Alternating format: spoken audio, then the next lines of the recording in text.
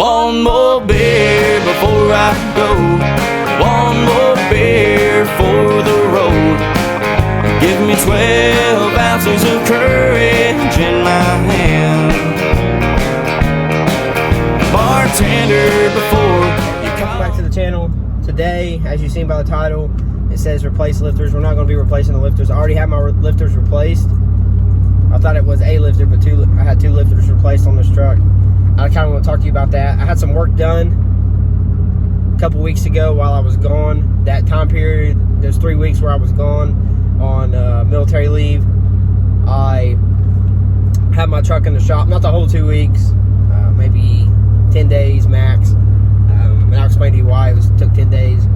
But I want to give a shout out to Keith's Auto Body. I'll show you a video. This is his place.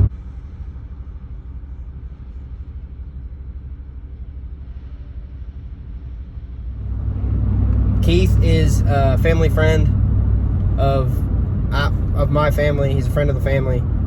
He just recently started this, opened up this mechanic shop, body shop or auto shop in Chesapeake, Ohio. I'll put a well, you kind of seen in that video, that little clip I took, where his phone number. You can look it up on Google if you're in the area. Now I kind of want to talk about what he did for me, what he can do for you. I bought my truck December of 2020.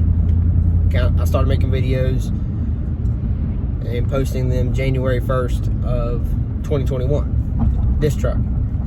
Me and my dad drove up to, I don't know if anybody knows where Medina, Ohio is. There's a car lot up there.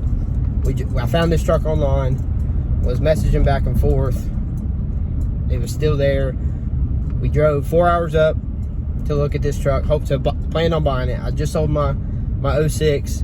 I had the cash. I was ready to go up and buy this truck. So we get up there. Truck looks clean, looks nice. We take it for a test drive, and once we get out and we're driving it, we start hearing a knock in the engine, which was from the lifters. Because if you haven't yet, go back and watch my very first video on the AFM device, which is the active fuel management device. Go back and watch that video if you don't know what I'm talking about, because that'll explain why my truck was knocking. So I bought this truck. It had 147,000 miles on it. And they're all pretty much highway miles. It was a northern truck, more northern truck than where I'm at. So it had a lot of rust damage on just like surface rust because of the coating that GMC puts on them, or GM puts on them at the factory. Go back and watch that video if you haven't watched that one either. That'll kind of take you more in depth on the undercoat and why for that. But the two biggest issues this truck had when I bought it was the lifter. You could hear the knock from the engine while driving it. If you had the window down, when you started outside, you heard a pretty decent knock. Other than that, the only other thing was the frame had some surface rust on it, which I cleaned up and I got undercoated, and it's better than brand new now. So, but to go back, we were at the dealership, and I don't know if anybody watching has ever replaced lifters, but it's not an easy task.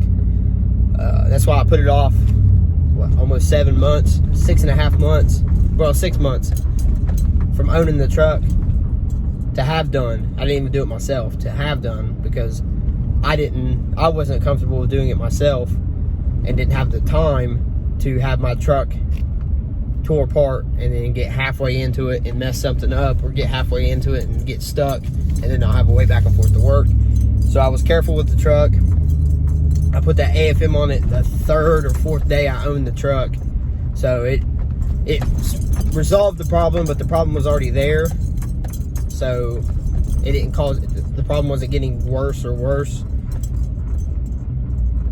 But if I wouldn't have put that device on, it would have made it way worse than it already was, or it would have continued to get worse.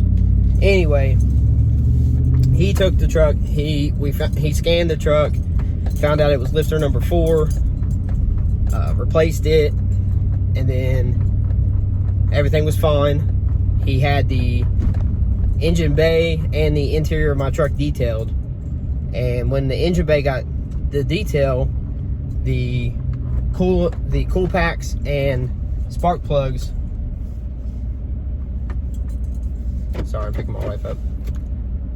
The cool packs and the spark plugs were dry rotted, so they ended up tearing up. So he replaced those, and then he was driving it for a couple days to make sure everything else was good with the truck, and lifter number 7 collapsed while he was driving it, so he had to replace it.